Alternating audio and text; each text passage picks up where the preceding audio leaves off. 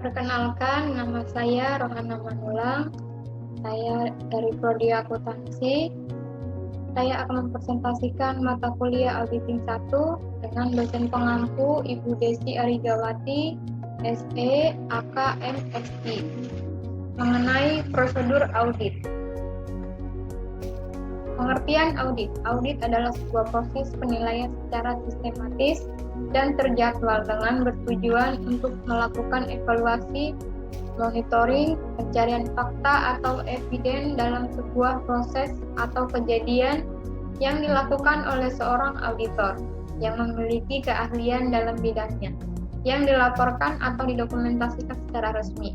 Dalam sebuah proses audit, ada beberapa hal yang perlu diperhatikan, yaitu program audit, teknik audit, auditor skill, eviden atau bukti temuan audit, auditi atau orang yang diaudit.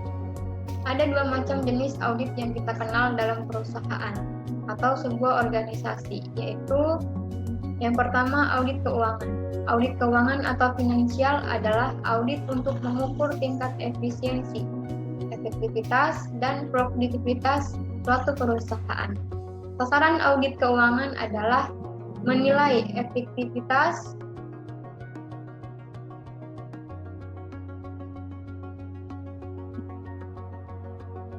satuan kerja yang mengurus keuangan perusahaan dengan nama atau nomenklatur, apapun satuan kerja itu dikenal. Kemudian mencari fakta dan informasi tentang efisiensi kerja. Internal satu yang mengukur keuangan perusahaan.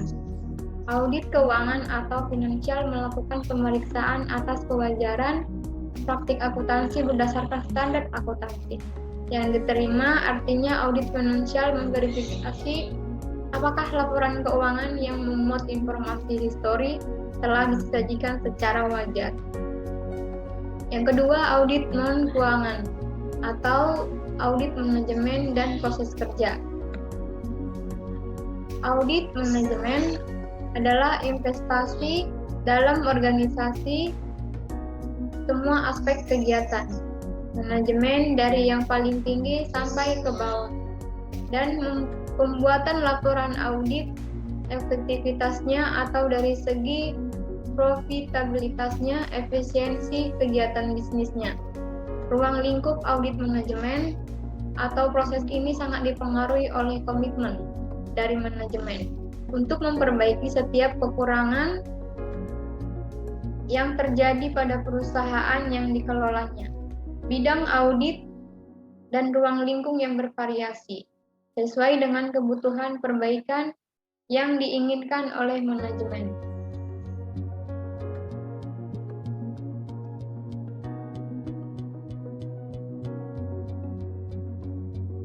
Jenis audit. Sebelum mengetahui apa saja prosedur audit, ada baiknya Anda mengetahui jenis-jenis audit yang umum ditemui. Audit eksternal. Audit yang dilakukan oleh pihak luar untuk membantu menghilangkan bias dalam meninjau keadaan keuangan perusahaan. Audit eksternal membantu para stakeholder untuk membuat analisa dan keputusan yang tepat terkait dengan perusahaan yang diaudit. Ketika audit dilakukan oleh pihak ketiga, opini yang dihasilkan dari audit keuangan maupun sistem internal perusahaan dapat dinilai jujur dan tidak mempengaruhi hubungan kerja sehari-hari di perusahaan. Jenis audit internal yaitu dilakukan oleh perusahaan atau organisasi tempat mereka melakukan audit. Jika perusahaan tidak memiliki sumber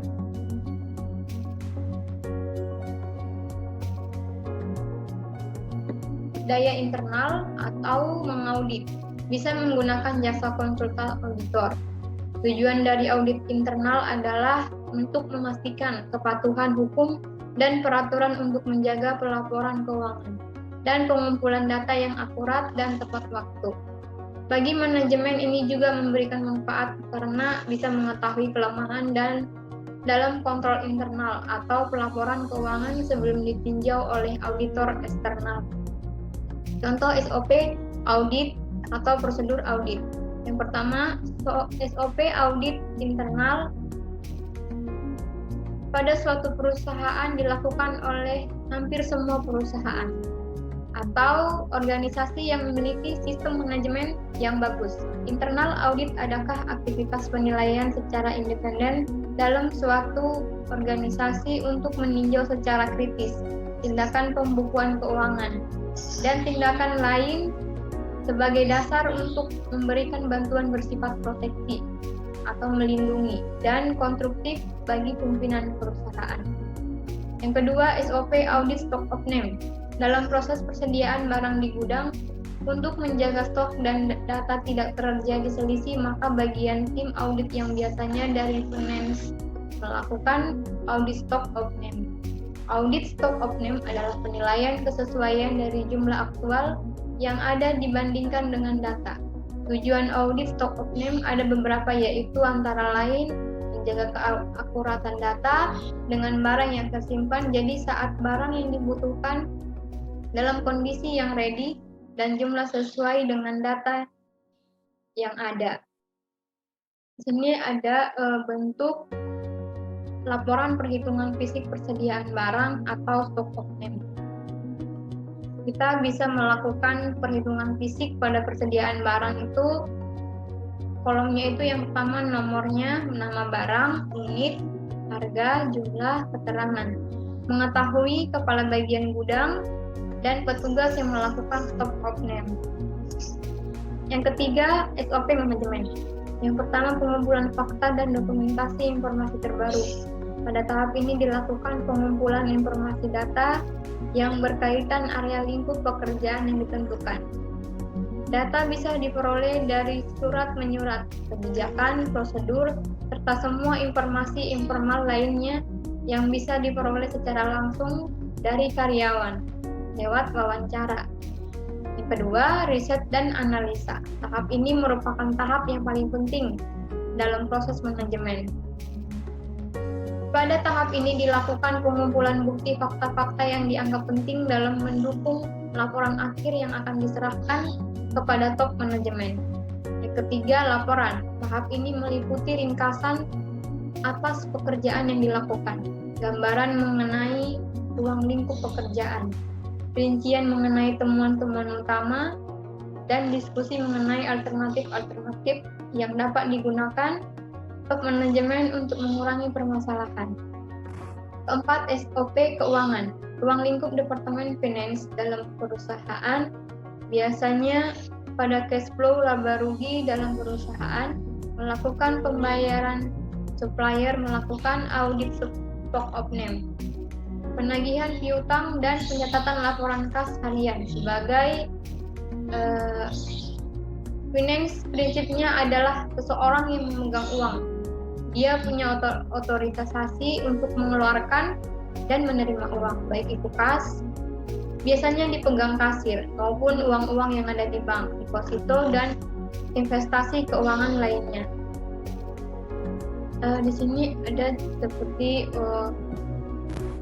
untuk maksudnya itu ada kas masuk, ini yang sering dipegang oleh kasir, bukti kas masuk, bukti pengeluaran kas, utang, uang, dan piutang. Prosedur audit. Prosedur audit merupakan instruksi detail untuk mengumpulkan yang perlu diperoleh pada saat proses audit. Sebelum masuk ke prosedur utama audit, auditor dan klien melakukan perjanjian dan kesepakatan selama proses audit. Kontrak ini berbentuk surat yang ditandatangani oleh klien. Selanjutnya, auditor merencanakan audit secara keseluruhan yang meliputi jadwal audit, jenis pengujian yang akan dilakukan, dan dokumen serta bukti yang diperlukan. Tahapan prosedur audit yang dilakukan oleh auditor terdiri dari 1. Menginspeksi atau inspecting. Pada tahapan ini, auditor melakukan inspeksi pada dokumen-dokumen atau kondisi fisik yang dibutuhkan dalam proses audit sehingga bisa memastikan keaslian dokumen. Contoh inspeksi pada kondisi fisik adalah aktiva tetap.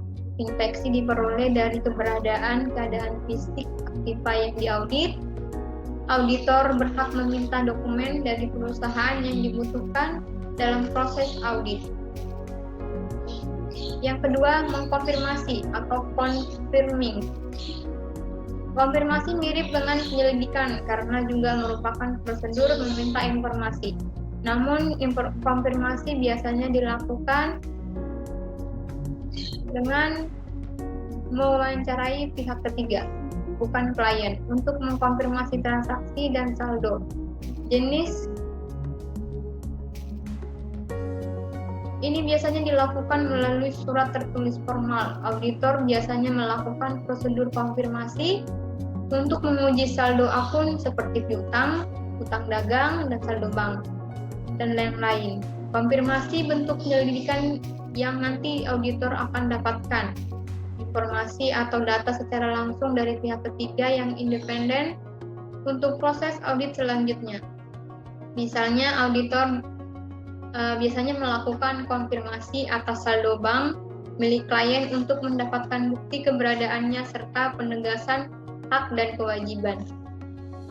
Yang ketiga, mengajukan pertanyaan atau inquiring.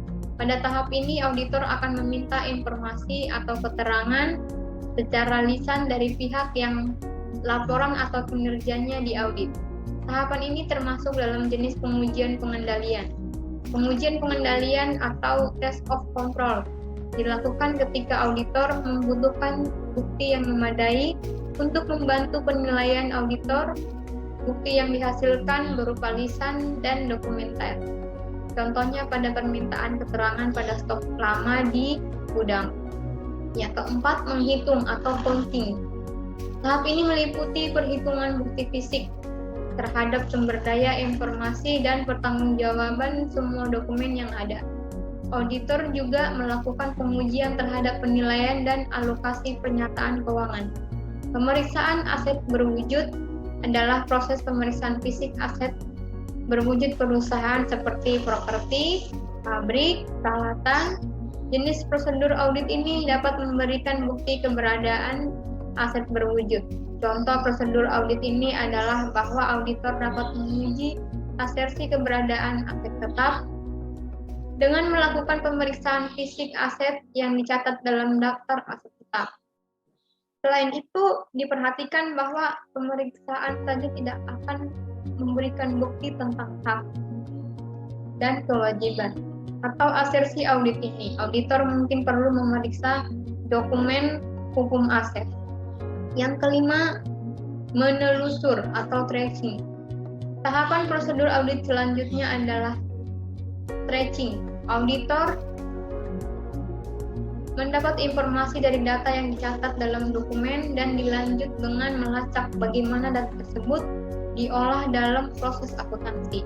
Ini termasuk dalam jenis pengujian substansive atau substantive test of precision yang bertujuan untuk memastikan transaksi yang tercatat sudah tepat dan benar. Contoh prosedur tracing ini adalah pemeriksaan transaksi penjualan yang diawali dengan memeriksa surat order dari customer, kemudian surat order penjualan, laporan pengiriman barang, faktur penjualan, jurnal penjualan, dan akun piutang usaha. Yang keenam, mencocokkan atau vouching. Dokumen dipahami secara tepat untuk mengetahui unsur-unsur yang tidak wajar dan memerlukan penyelidikan lebih lanjut. Pemeriksaan catatan atau dokumen adalah proses pengumpulan bukti dengan memeriksa catatan atau dokumen. Jenis prosedur audit ini dapat dilakukan dengan cara menjamin catatan transaksi dokumen pendukung atau menelusuri dokumen pendukung ke catatan transaksi. Sebagai contoh, auditor dapat menggunakan prosedur inspeksi untuk menguji asersi terjadinya transaksi biaya dengan menjamin mereka menerima laporan faktur pemasok dan pesanan pembelian. Yang ketujuh, mengamati atau observing. Auditor mengobservasi atau melihat langsung pelaksanaan kegiatan di perusahaan atau organisasi yang akan dilakukan audit, mencakup lingkungan internal dan eksternal, proses dan operasi bisnis, manajerial, strategi, objektif, serta kinerja klien. Antara satu perusahaan dan perusahaan lain memiliki sistem atau manajemen yang berbeda, sehingga auditor perlu memahami terlebih dahulu. Proses observasi ini dilakukan secara random, bisa saja dilakukan lebih dari satu kali. Contohnya, observasi dari antara lain perhitungan stok fisik dan cara penyimpanan kas. Objek yang diobservasi adalah proses, prosedur, dan karyawan perusahaan atau organisasi tersebut. Yang kedelapan, melakukan ulang atau reforming. Pada prosedur ini, auditor melakukan pengulangan kegiatan yang berupa perhitungan dan rekonsiliasi yang dilakukan klien. Contohnya, perhitungan ulang jumlah total di jurnal, biaya depresiasi, biaya bunga terutang, dan penjumlahan dalam rekonsiliasi bank. Auditor mengevaluasi informasi keuangan dengan analisis tren dan rasio antara data satu dengan yang lain. Data yang dievaluasi meliputi data keuangan dan data yang bukan berkaitan dengan keuangan. Hasil evaluasi informasi tersebut akan dibandingkan dengan catatan klien apakah wajar atau tidak. Kalau ditemukan informasi yang tidak wajar, akan dilakukan penyelidikan lebih lanjut dan mendalam. Pelaporan hasil audit. Setelah auditor melakukan penyelidikan dan pengujian, auditor akan mendapatkan hasil data audit dan perlu dilakukan pengecekan ulang agar hasilnya sesuai dengan informasi yang dipegang. Hasil audit kemudian diberikan kepada perusahaan yang diaudit. Apakah ada kecurangan, kegiatan ilegal, atau kontrol internal yang kurang efektif. Dalam audit laporan keuangan, auditor akan menerbitkan laporan yang menyatakan opini. Apakah laporan keuangan perusahaan sudah dibuat sesuai standar akuntansi atau tidak? Apabila dalam hasil audit ditemukan ketidakwajaran, ini menjadi bahan evaluasi bagi perusahaan. Perusahaan akan diberi waktu untuk memperbaiki hasil audit dalam periode waktu yang ditentukan. Periode waktunya tergantung jenis audit yang dilakukan, bisa 2 minggu atau lebih. Jika dalam periode tersebut ada perbaikan dari ketidakwajaran perusahaan, ini bisa mengubah hasil akhir audit. Teknik audit berbasis komputer atau Computer Assisted Audit Techniques. Teknik audit berbantuan komputer atau yang disingkat TABK atau Computer Assisted Audit Techniques (CAAT) yang disingkat CAAT adalah setiap penggunaan teknologi informasi alat bantu dalam kegiatan audit. TABK atau CAAT dapat juga didefinisikan sebagai penggunaan perangkat dan teknik untuk mengaudit aplikasi komputer serta mengambil dan menganalisa data. Dengan kata lain, TABK atau CAAT merupakan perangkat dan teknik yang digunakan untuk menguji baik secara langsung maupun tidak langsung logika internal dari suatu aplikasi komputer yang digunakan untuk mengelola data. Dalam standar profesional akuntan publik atau yang disingkat SPAP juga ditekankan perlunya pemahaman auditor dalam pemeriksaan sebuah sistem akuntansi berbasis komputer. Teknik ini dikenal dengan teknik audit berbantuan komputer atau yang disingkat dengan TABK atau Computer Assisted Audit Techniques CAATS.